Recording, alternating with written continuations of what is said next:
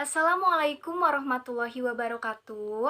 Perkenalkan, saya Febrianti Amini, NIM 18060288 dari kelas A3 PGSD 2018, IKIP Siliwangi. Tujuan dari pembuatan video ini yaitu untuk memenuhi salah satu tugas dari mata kuliah Telaah Kurikulum dan Kapita Selekta Sekolah Dasar kelas rendah dengan dosen pengampu yaitu Ibu Duhita Safira Wardani MPD. Di sini saya akan menjelaskan tentang pembelajaran pendekatan saintifik di kelas rendah. Mari kita lihat pembahasannya.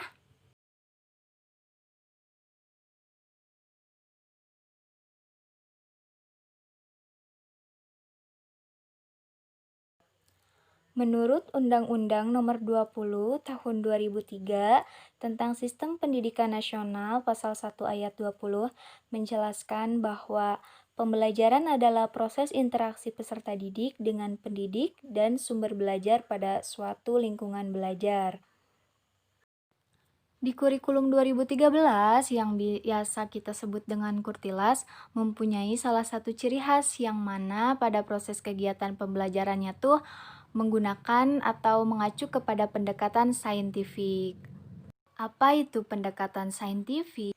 Pendekatan saintifik adalah pembelajaran yang dilakukan secara ilmiah, sehingga pendekatan saintifik ini bisa disebut juga dengan pendekatan ilmiah. Jadi, pada proses kegiatan pembelajarannya dilakukan secara sistematis, yang mana sesuai dengan langkah-langkah ilmiah. Pada kegiatannya, para peserta didik diarahkan untuk mengkonstruksi konsep, pemahaman, pengetahuan, dan keterampilan, yaitu melalui kegiatan mengamati, menanya, mengumpulkan informasi atau mencoba, menalar, kemudian yang terakhir adalah mengkomunikasikan. Jadi, melalui rangkaian kegiatan tersebut ini tuh, peserta didik akan dapat menemukan dan merasakan makna pembelajaran yang bisa membantu mereka dalam mengoptimalkan kemampuan kognitif, afektif, dan psikomotornya. Selanjutnya ada karakteristik pendekatan saintifik. Apa saja karakteristik dari pendekatan saintifik? Yang pertama ada berpusat pada siswa. Maksud dari berpusat pada siswa ini tuh, jadi pada proses kegiatan pembelajaran, siswa itu melakukannya secara mandiri, jadi tidak selalu mengandalkan guru, yang mana guru tuh hanya sebagai fasilitator saja. Lalu yang kedua ada melibatkan keterampilan proses sains dalam mengkonstruksi konsep, hukum, dan prinsip. Yang ketiga, melibatkan proses-proses kognitif yang potensial. Yang keempat, dapat mengembangkan karakter siswa. Jadi, dengan pendekatan saintifik ini tuh dapat membantu siswa untuk mengembangkan karakternya menjadi lebih baik. Tujuan pembelajaran dalam pendekatan saintifik. Yang pertama, untuk meningkatkan kemampuan intelek, khususnya kemampuan berpikir tingkat tinggi siswa.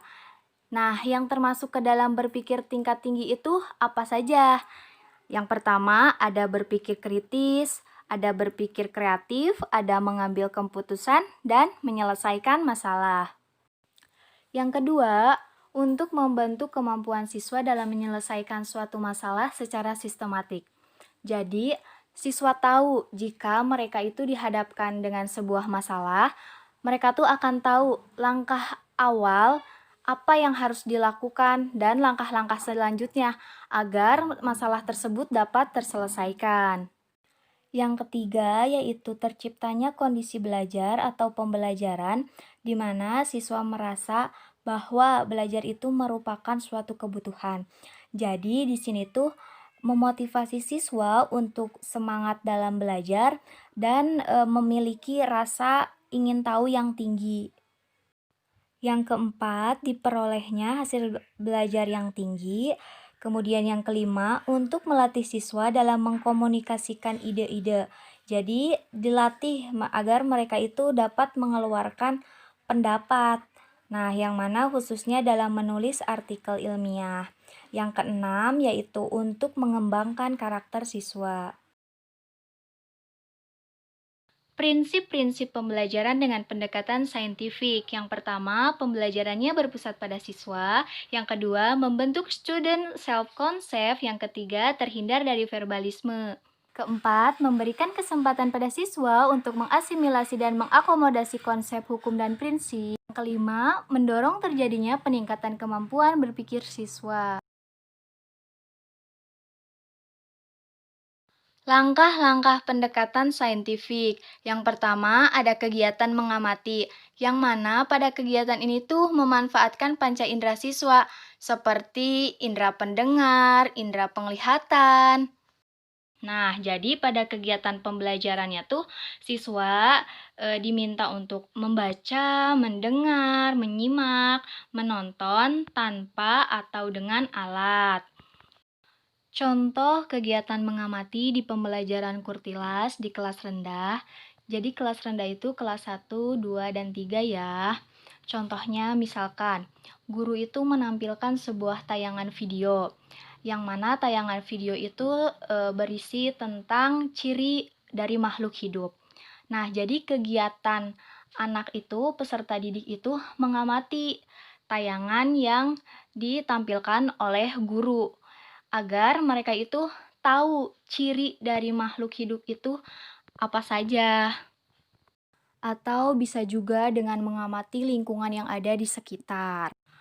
Kompetensi yang dikembangkan yaitu siswa dilatih dalam ketelitiannya, kemudian dilatih dalam kesungguhan, dan kemampuan mencari informasi.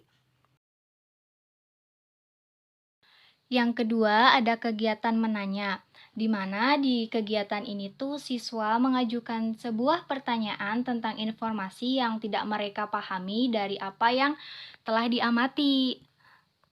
Contohnya, misalkan guru melakukan kegiatan tanya jawab. Nah, jadi guru itu membuat sebuah pertanyaan dari gambar ataupun video yang sudah diamati tadi.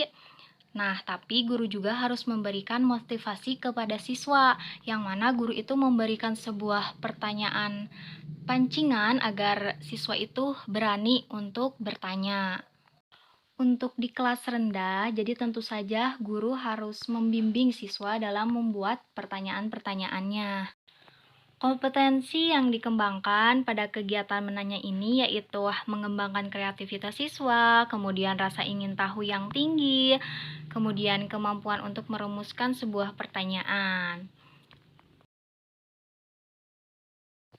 Yang ketiga yaitu mengumpulkan informasi atau mencoba, yang mana kegiatannya itu seperti melakukan eksperimen, mengamati objek atau kejadian, wawancara dengan narasumber, untuk mendapatkan berbagai informasi. Contohnya, jadi di kegiatan ini tuh peserta didik mencari sebanyak mungkin informasi dari berbagai sumber. Kompetensi yang dikembangkan di dalam kegiatan ini yaitu mengembangkan sikap ketelitian siswa, kemudian sikap sopan, kejujuran, dan menghargai pendapat orang lain, serta kemampuan mengumpulkan informasi dengan melalui berbagai cara. Yang keempat yaitu mengasosiasi atau menalar. Jadi, di kegiatan belajarnya itu, siswa mengolah informasi yang sudah mereka kumpulkan ataupun yang sudah mereka dapatkan, kemudian mereka diskusikan sehingga mereka itu dapat membuat sebuah kesimpulan. Contoh kegiatan mengasosiasi atau menalar di kelas rendah, yaitu misalkan guru meminta siswa untuk menuliskan dari hasil informasi yang sudah mereka kumpulkan ataupun yang sudah mereka diskusikan, misalkan seperti tadi mereka tuh menuliskan ciri-ciri dari makhluk hidup tuh apa saja. Kompetensi yang dikembangkan di kegiatan ini yaitu mengembangkan sikap kejujuran siswa, kedisiplinan siswa, taat aturan, kerja keras, kemudian kemampuan menerapkan prosedur. serta kemampuan induktif dan deduktif dalam menyimpulkan. Apa itu berpikir induktif? Nah, jadi berpikir induktif ini tuh berpikir dari yang khusus ke yang umum, sedangkan berpikir deduktif adalah berpikir dari yang umum ke yang khusus.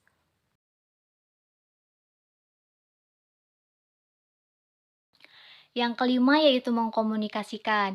Jadi di kegiatan pembelajarannya itu siswa menyampaikan hasil dari kesimpulan yang sudah mereka buat tadi.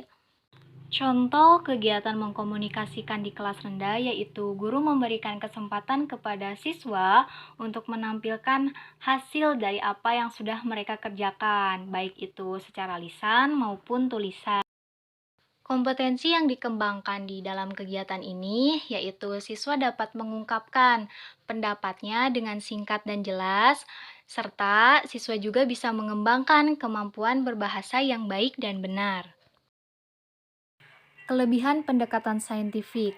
Yang pertama, siswa menjadi aktif dan kreatif. Mengapa? Karena pada proses pembelajarannya berpusat pada siswa. Yang kedua, pembelajarannya sistematis sehingga memudahkan guru untuk memanajemen pelaksanaan pembelajaran.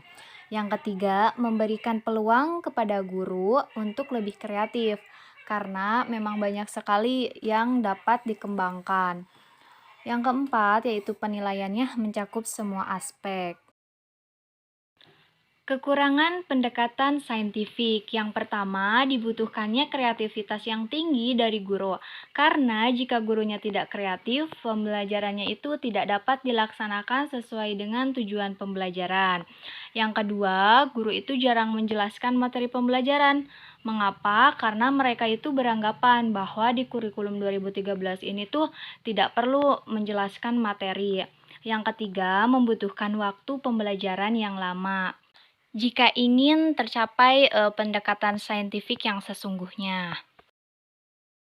Sekian pembahasan dari saya, semoga bermanfaat. Mohon maaf jika banyak kekurangan pada penyampaian materi. Terima kasih. Wassalamualaikum warahmatullahi wabarakatuh.